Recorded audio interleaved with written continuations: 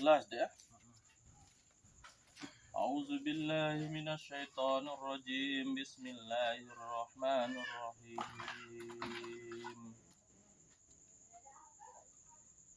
Qul huwallahu ahad. Allahus samad. Lam yalid wa lam yulad wa lam yakul lahu kufuwan ahad. Lagu sementara nih dia tak kadu ilmu huruf. Sulit soal ilmu huruf nih. Dalam artian namun tahun guru ustaz tak simak aja ngerti lagu dengan cande wah nih lawan.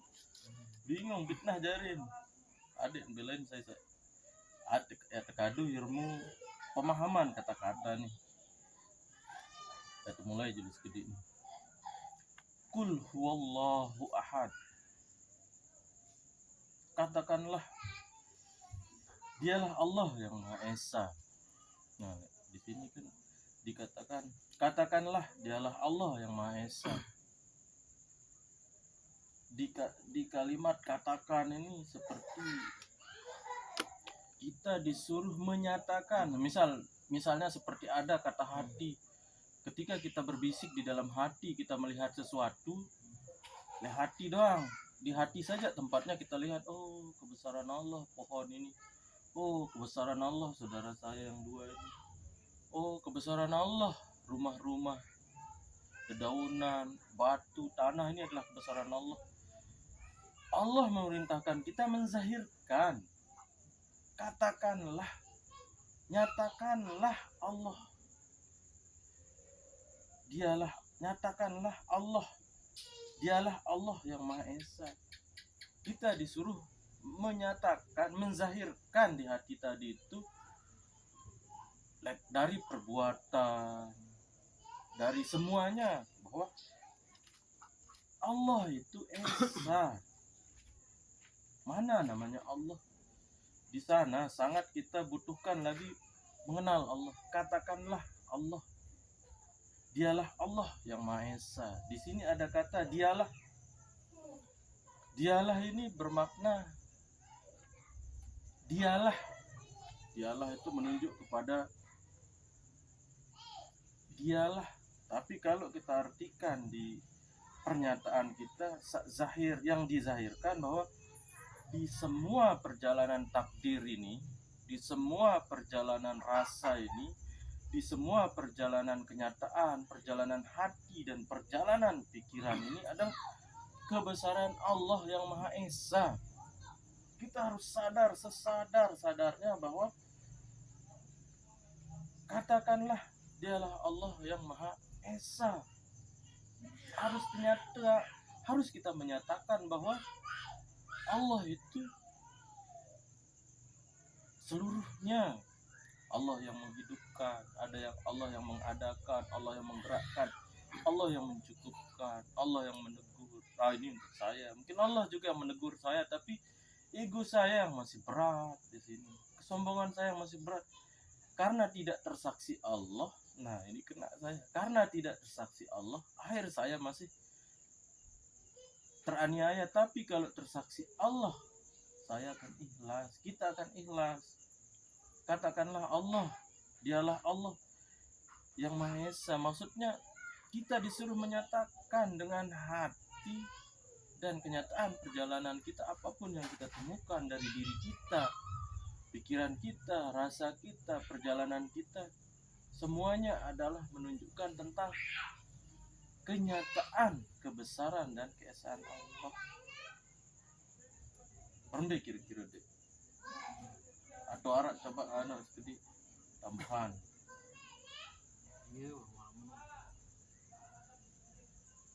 Nah, kita ke surat ayat kedua.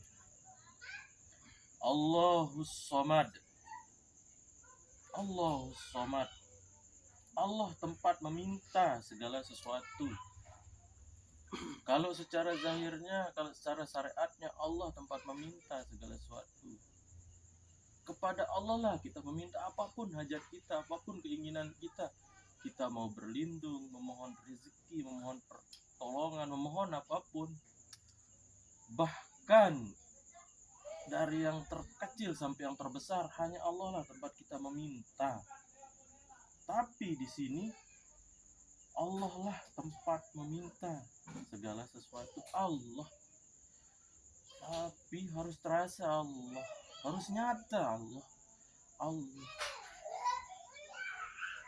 dari yang maha wujud, dari hukum rasa, dari hukum perbuatan, dan dari kenyataan ini harus tersaksi. Allah lah tempat kita meminta. Misal contohnya, saya meminta kepada adik-adik saya berdua, "Dik, tolong, minta tolong, saya mau makan mangga ini." Harus tersaksi oleh saya bahwa yang menggerakkan saudara saya, yang baik buat bumbu, baik ambil mangga, baik yang menyajikan adalah karena kemurahan dan kasih sayang Allah. Allah yang tersaksi. Jadi lambat laun jika begitu cara kita menyatakan persaksian kepada Allah, lama kelamaan kita akan disempurnakan keislaman kita dalam bermakrifat kepada Allah. Kemudian di ayat yang ketiga, lam yalid walam yulad, tidak beranak dan tidak pula diperanakkan.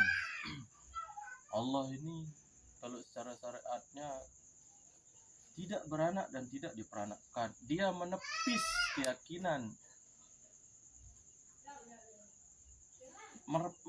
keyakinan agama-agama pagan ataupun agama-agama tauhid yang, mohon maaf, seperti agama tauhid yang mengatakan Tuhan ada 3, ada trinitas, ada ini, ada itu, ada Tuhan Ibu, Bapak, ada Tuhan ini itu.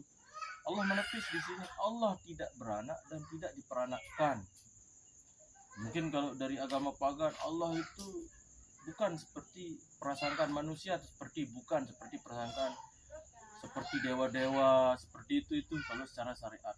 Tapi kalau secara hak, Allah tidak beranak dan tidak pula diperanakkan.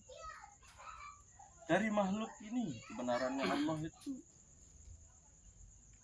dia tidak ada yang membantu, dia sendiri yang mengurus, tidak diperanakkan. Dia tidak Allah sendiri di sini. Tapi kalau kita kaji lebih dalam, mungkin belum waktunya, saya agak takut ini. Atau coba deh sang memilih berumbu di ayat ke-10 dia agak parah gitu. Iya, waktu itu bisa.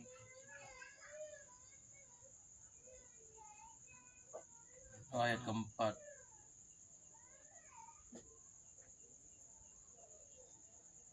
walam yakul lahu kufuwan ahad, dan tidak ada sesuatu yang setara dengan dia. Allah itu tidak ada yang setara dengan dia, baik secara kebesaran, karena tidak ada sesuatu yang selain Allah, tidak ada sesuatu selain Allah.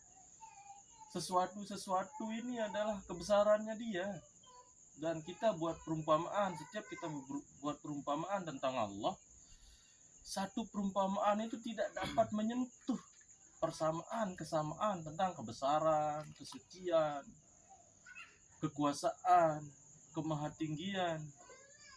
Tidak ada yang setara. Tapi perumpamaan yang kita buat ini hanya untuk kita mengambil paham.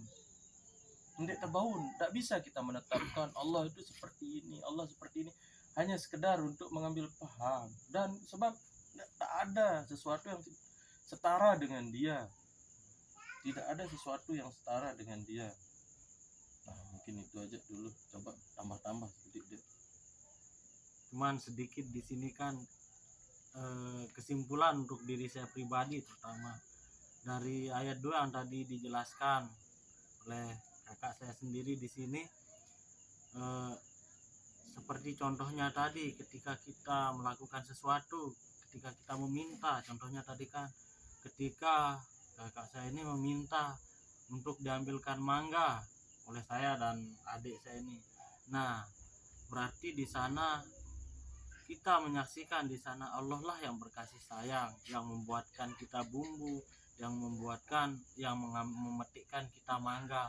Nah, jadinya kan di sini tadi yang saya ambil dari di setiap perjalanan kita ini, apapun yang kita saksikan, kita lakukan di perjalanan kita ini, berarti di sini harus tersaksi Allah jadinya. Nah, begitu cara kita untuk menyaksikan Allah di dalam perjalanan kita ini, agar Allah sempurnakan persaksian kita.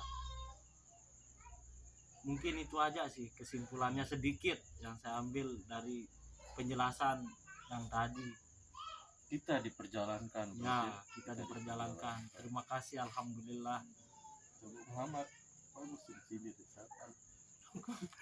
Coba Muhammad, coba. Hah? Oh, alhamdulillah. Alhamdulillah. Tutup dulu nih video saya. Nanti video saya. Ini Alhamdulillah. kemeriah.